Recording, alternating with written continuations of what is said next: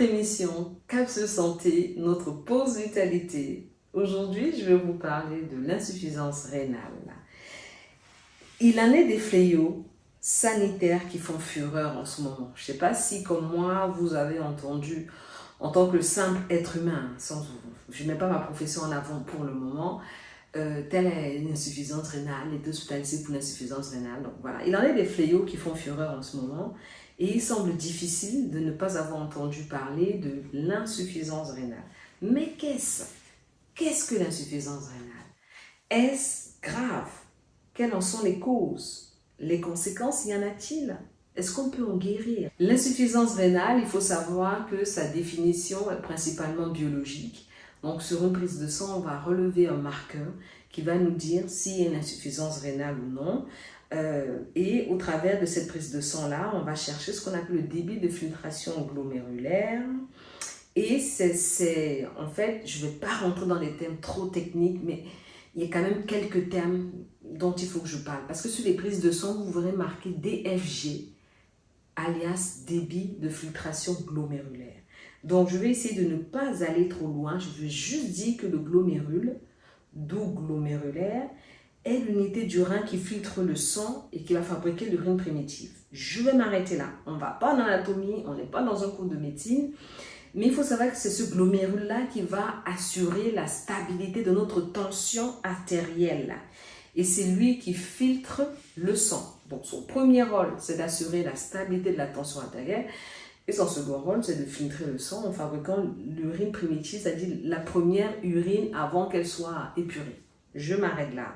On ne va plus dans l'anatomie, je vous rassure. Cette filtration sanguine permet au corps de se débarrasser des déchets qu'il produit dans son fonctionnement de tous les jours. Donc, pendant que je vous parle, pendant que mon bras bouge, pendant que je bouge, je fabrique des déchets. Et c'est le glomérule, quand le sang va passer au niveau des reins, qui va filtrer le sang et débarrasser mon corps des déchets qui ont été produits pendant que je vous parlais.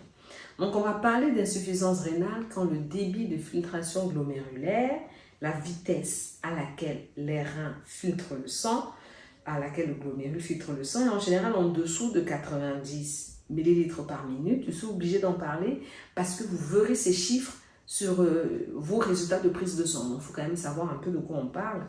Et en particulier quand ce chiffre est en dessous de 60 millilitres par minute. Donc, il va exister plusieurs formules pour calculer l'insuffisance rénale. Je ne rentre pas dans les détails. C'est juste pour dire qu'on ne peut pas se comparer d'une personne à l'autre. C'est pour ça qu'il y a des intervalles selon la couleur de peau, selon l'origine géographique, selon le sexe, selon le poids, selon l'âge. Donc, on voit un peu tout ce qui peut intervenir dedans. Donc, rassurez-vous, si vous avez fait une prise de sang récemment et que vous avez vu DFG plus de 90, tranquille, ceci n'est pas pour vous, sauf si vous voulez enrichir votre connaissance intellectuelle. Mais au cas où vous avez fait une prise de sang et que vous êtes en dessous de 60 en particulier, je vous en prie, asseyez-vous bien et écoutez la suite.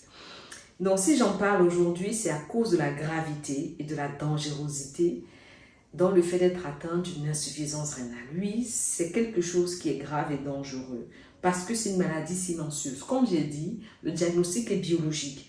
Quelqu'un qui ne fait pas de prise de sang parce qu'il n'a aucun symptôme, parce qu'il va bien, ne saura pas s'il est porteur ou non, s'il souffre ou non d'une insuffisance rénale.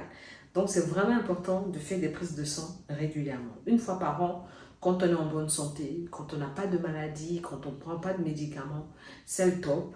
Après, maximum chez la personne jeune tous les 2 ans, mais c'est quand même bien de faire des analyses régulièrement. Il y a 2 types, il faut savoir qu'il y a 2 types d'insuffisance rénale. On ne fait pas des cours d'anatomie, je vous rassure, mais c'est bon de le savoir.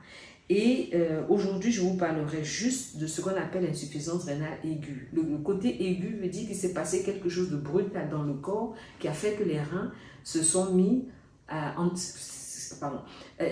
le côté aigu veut dire qu'il s'est passé quelque chose dans le corps qui fait qu'il y a une insuffisance rénale qui va être dite aiguë.